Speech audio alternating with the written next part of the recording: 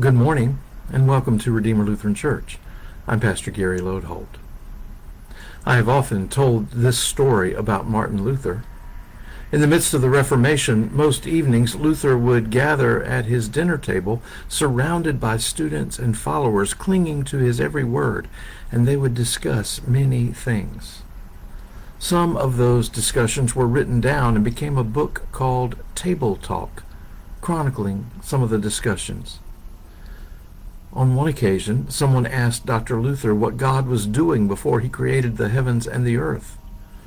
Luther replied, "God was creating hell for people like you who ask such questions." It was a light-hearted moment in the life of the great reformer. October 31st is Reformation Day. That's the day Martin Luther posted his 95 Theses on the door of the church so that they would be seen the next day when people came to the church to observe All Saints' Day. They weren't intended for the regular folks. Instead, they were statements intended to debate and discuss for the academics. I don't know if Luther expected them to cause a stir, but they did. And in the long run, that act kicked off the Protestant Reformation. We will observe Reformation Sunday this coming Sunday, but the point is not to hold up Luther and Lutherans. Reformation Sunday reminds us that just as the church needed reforming then, so too the church needs reforming now. It behooves us to continually examine ourselves to see where we are missing the mark, and to return to true faith in God. So, with Reformation upon us, I thought this might be a good time to look at some of the things Martin Luther said that we might learn from.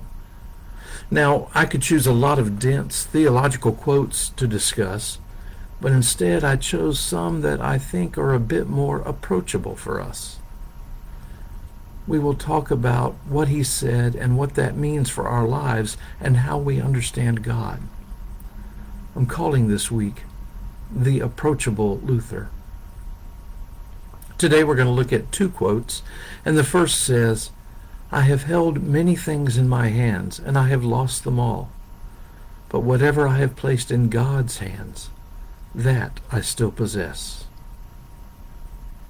At first we may think that Luther is talking about our things, and we might wonder if he's making some comment about stewardship and giving to the church.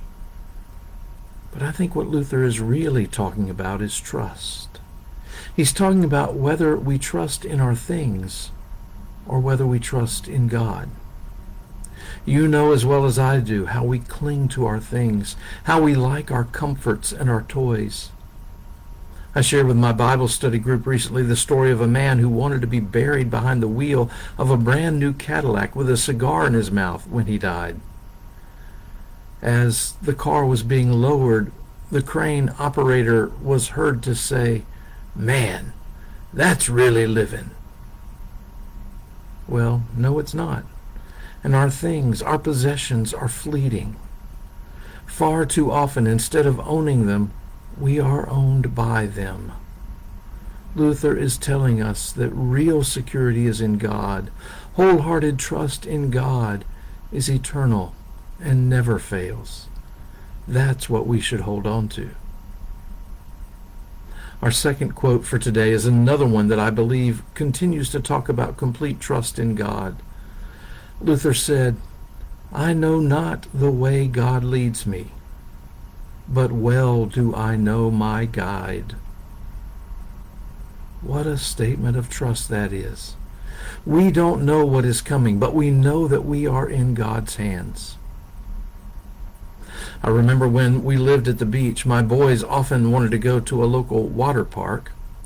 It was my job to ride the slides with them while Nan watched our stuff, and one particular ride was a slide that twisted and turned over and over, and the entire time you were encased in a dark black tube so that you couldn't see where you were going or when a turn or a drop was coming. I remember for the first 30 or 40 feet holding my arms out to try to control my descent, and the ride wasn't working. Only when I pulled in my arms and let the ride take me was it fun. I think Luther is urging us to trust God that way, to let go of control and lean into God's everlasting arms, trusting that God's got this. A chaplain in the U.S. Senate once prayed, "Lord, we don't know what the future holds, but we know you hold the future." God holds us in God's hands. Trust our guide. Thanks for watching, and remember to let this day belong to God.